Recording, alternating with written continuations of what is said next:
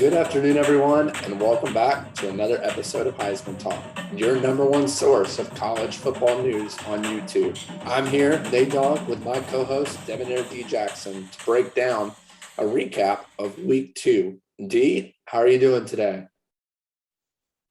Doing good, Nate. How are you, man? Doing good. Ready to break down some of these games and get with it for Week 3 coming up tomorrow. So, D, this is a new segment for us. It's called Cover 4, where we break down 4 of the top games of this past weekend. And we head straight to the game of the week, which we have up here, which is Iowa at Iowa State. And D, in our pick'ems, I went with the home team in Iowa State and lost miserably. You fortunately picked the Hawkeyes. D, what can we take away from this game? Yeah, man. During the week, I talked about, Iowa, forcing Iowa State to commit turnovers, and that's what their defense did. They're a really good defense, a really physical defense that flies around, and they have a really good secondary, and that just all came together, on Saturday, and so Iowa State really couldn't do much. They had, a few possessions to where they looked like they were gonna, gain some ground, but it's just really, really tough whenever you're playing against the defense like Iowa has. Yeah, indeed. The Hawkeyes defense was swarming all over the field. I think they had two interceptions and one fumble recovery. Unfortunately, Breece Hall for the Cyclones didn't live up to expectations, rushed for 69 yards and fumbled in their own 25. So, it was an easy drive for the Hawkeyes on that run. And, both teams really struggled offensively. Not many teams or not many players could get stuff going. So, D, one of the biggest takeaways for me is, for one, Iowa State is not a legitimate playoff team. I know a lot of people wanted to see them in the Big 12 championship. I don't even know if that's going to happen now. The door is wide open in the Big 12. Very disappointed in Brock Purdy. We now know that he has not improved much at all and cannot play on the big stage. But on the other side of the ball, in the Hawkeyes, Iowa's really going to have to find a way to score some points in the next few games, because when you start playing against, some of these other teams like Ohio State and Michigan State that can put up points, you can't just rely on your defense. You're going to have to score at some point. And we'll see how it goes, but man, what a huge win for the Hawkeyes in that one, D. So then we go to our next game of the week, which was Oregon at Ohio State. And again, we expected Ohio State to run away with this one. We both picked Ohio State to cover the spread at 14.5.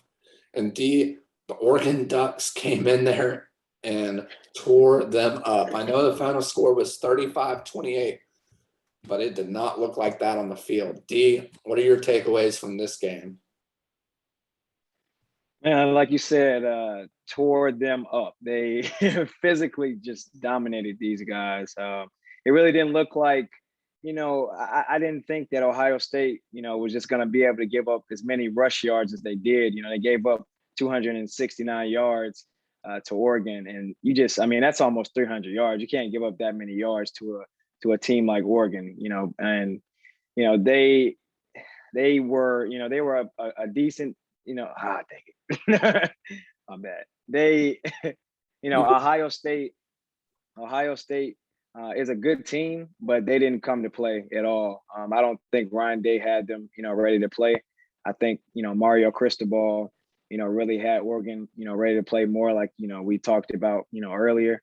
And CJ Verdell was great, man. He ran for 2 touchdowns, 161 yards on 20 carries. Like that's phenomenal. So Ohio State really has to look themselves in the mirror, because like we were just talking about with Iowa, they have a few teams in the Big Ten, Penn State, Iowa, that are starting to inch a little bit closer to them and starting to get better and better. So they gotta come out and play better. So, but shout out to Oregon.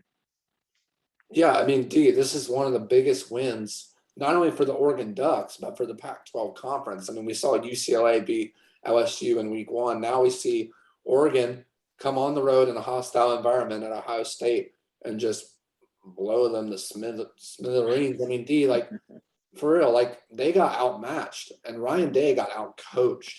And that is embarrassing, especially at home. We knew CJ was going to have a big game, but we didn't know it was going to be CJ Verdell. CJ Stroud struggled. And I tell you what, I know a lot of people are high on this guy. I just don't see it right now. Maybe in a couple of years. He's young. Give him some time. Give him some time to develop. But, man, yeah, CJ Verdell, 3 touchdowns total, 2 rushing, 1 receiving, was the difference maker in this game. And, like you said, Ohio State's going to have a tough time making the playoffs now, especially with some of these other teams in the Big Ten making their way up. For Oregon, though, they've got a really good chance at making the playoff now. They control their own destiny, and as long as they can win out and beat the Pac and win the Pac-12 and beat a couple of teams in there, things are going to be looking up for the Ducks. So then we go to our next game, which was another surprising upset in where number 15 Texas came to Arkansas, and the Razorbacks shredded the Longhorns. I mean, again, another game that we both predicted Texas to kind of have their way, but man, Sam Pittman had the Razorbacks ready to run. D, what were your takeaways from this game? Man, Nate, I think I'm going to have, for this segment and this game, I'm going to have energy like Stephen A. Smith and start yelling and screaming at the University of Texas's football team, man. Just watching those guys was it was pathetic, man. The effort that they displayed on defense was just not the effort that you want to display, for a team that's trying to possibly make the college football playoff in the future. They have an offensive guy in Sarkisian as the head coach. I don't know if he didn't get him prepared or if he didn't get if the defensive coordinator didn't get the defense prepared, but the effort, it just wasn't, it wasn't great. Hudson Card struggled. I think Sarkisian probably should have made the switch to Thompson a little bit earlier. But it was just really pathetic. But we can't go through this without talking about Arkansas, because Arkansas looked great, man. They with their coordinators, Kendall Browse and Barry Odom, they really, and Sam Pittman, as the head coach, they got those guys ready to play. And that atmosphere was rocking. And, you talked about how a freshman, it's going to be tough for him to play in an environment like that. They made it tough on him. They were playing with energy, just very hype. And I love to see it like that. As a coach, that just makes me excited to even see. Like I'm, but shout out to to Arkansas. They have a pretty tough schedule, but I really like their team. I really like Sam Pittman, and so we'll see where this goes. Arkansas is an underdog. Sam Pittman's an underdog as well. So, but yeah, go Arkansas, man. That was a great performance by them. Yeah, D, I couldn't agree more.